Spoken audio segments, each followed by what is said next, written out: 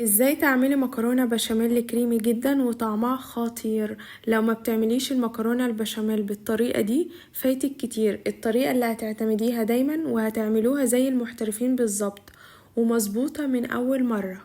يلا بينا نشوف هنعملها ازاي، بس قبل ما نبدأ الفيديو ما تنسوش تعملولي لايك وشير وكملوا الفيديو للآخر. اول حاجة في طاسة على النار فيها مكعب زبدة او معلقة سمنة كبيرة، وهنزل عليها بالقوانص عشان اشوحها كويس واسيبها ربع ساعة تتشوح. وبعد كده هنزل عليها ببصلة مفرومة ناعم ونقلب كويس، وبعد كده هننزل عليها بقرن فلفل رومي ونقلب برضو، وبعدها هنزل بالكبدة ونقلب ونقلب واسيبها لحد ما تستوي.